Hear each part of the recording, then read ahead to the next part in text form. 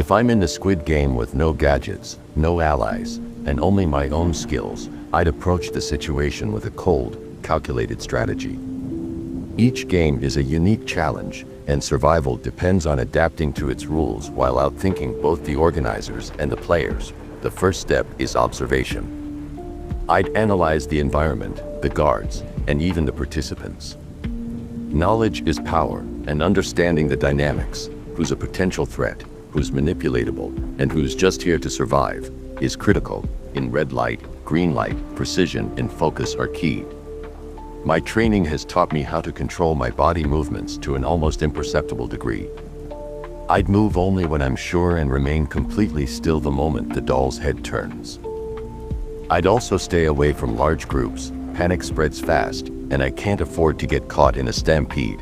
For honeycomb, steady hands and patience would be my strengths.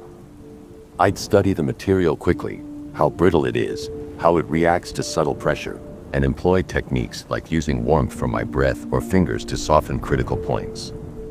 If I notice anyone struggling, I'd use it as a psychological moment to distract them while I work quietly.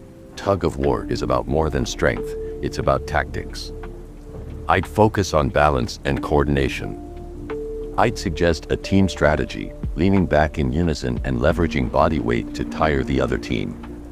If defeat seemed imminent, I'd propose the psychological trick of taking a sudden step forward to destabilize the opposition before pulling hard. In marbles, I'd avoid relying purely on luck. Games like odd or even, that's a psychological battle.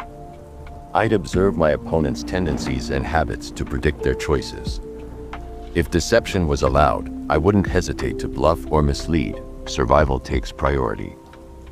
For glass stepping stones, I'd rely on sharp observation.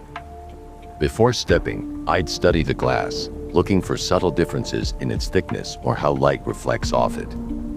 If it became necessary, I'd subtly influence others to take the lead, using their choices to deduce the safe path. Finally, the Squid Game itself would be the most dangerous. It's physical, brutal, and unforgiving.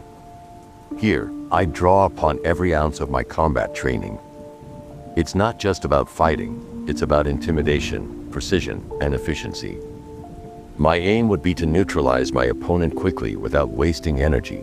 Throughout all the games, my goal is not just to survive, but to remain one step ahead. Manipulation, strategy, and adaptability are my greatest weapons. And in the end, if I win, it's not just a victory for survival, it's a lesson to those who believe they control the game that even their twisted rules can be beaten by the right mind.